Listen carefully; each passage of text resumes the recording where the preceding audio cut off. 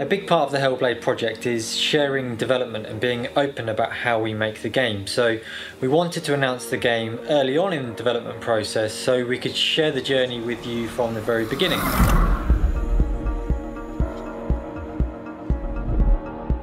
Something we always do at Ninja Theory is create a previs trailer at the very beginning of development to define the art style, the mood and the tone of the game. As we move through development, then the vision can change a lot, as you'll see from these examples. These videos are never intended to be seen by the public, they're just used to pitch the game to publishers, but given that we are the publisher on Hellblade, there's no real reason to hold them back. We used to create these in CG, but these days we create them in engine. It's an opportunity for us to take concept art and try and realise it as in-game assets. So we can test whether a character will hold up, we can test whether we can recreate the atmosphere and mood of the art, and we can also test our ability to overcome any technical difficulties. It was also an opportunity to take the tech art experiment, the performance capture tech, and the character tech that we'd been prototyping to see if it held up. At the beginning of this trailer we had very limited resources. We didn't have any designers or animators, and we only had one programmer, and much of his time was being spent on another project. We didn't know when we were going to be staffing up the team, so we had to design the trailer around the art team that we had at the time. And this consisted of a concept artist, an environment artist, a character artist and an art director. I proposed an idea that was just focusing on revealing Senua as a character and hinting at some of the themes that surround her story. When everyone in the room is shouting, jumping, screaming and shooting, that one way to stand out is to just stand still.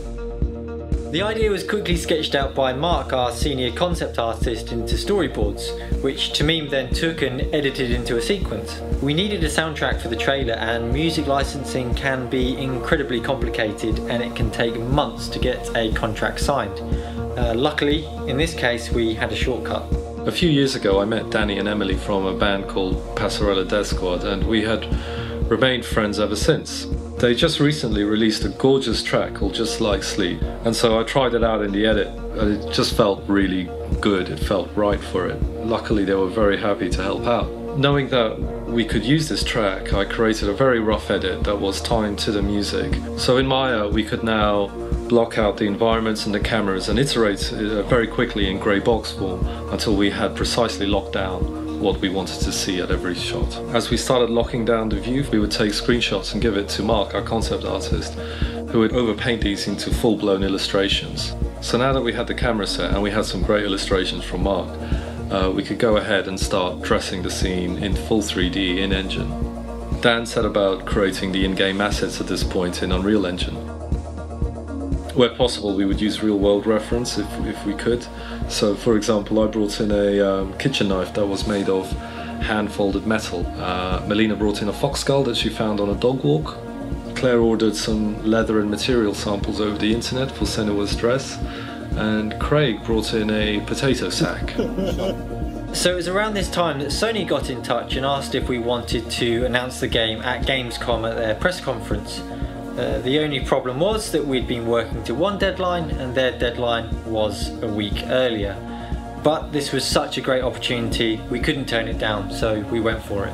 At this early stage we didn't have an actress to play Senua, so Melina stepped in to take up the role. Her skin details, wrinkles and pores were captured in 3D using a device that Stu and Craig had developed in-house. In Heavenly Sword I believe that we were the first game to actually use performance capture, but it can take months to prepare for a shoot. The shoot itself takes weeks, it can cost hundreds of thousands of dollars, and it can be months before you get the data back. Now in Hellblade we do want to push this tech forward again, but for the teaser in particular we wanted to do it on a tiny budget of a few £100 and in a matter of weeks. Stu and Craig worked together on a potential solution, but this was a very high-risk strategy. We didn't know if we could solve the problems and get usable data in the time we had for this teaser. So we shot all of the scenes using Melina, our video editor, as a placeholder actress, and we cut the video edit into the trailer and gave the time codes to Craig to see if he could extract the 3D data. But in this case time was too tight and it didn't pay off. but it's a project we want to return to in the future. Instead, we had GTAC, a new animator, come on board, and he would rotoscope all of the scenes based on the video reference. The final step was grading, so Mark and Alex Tahini, our company art director, overpainted a few of the frames to try and get the ideal lighting and color schemes for the trailer. These would then have to be replicated for the final trailer, both in-engine by setting up lights in 3D space and in post.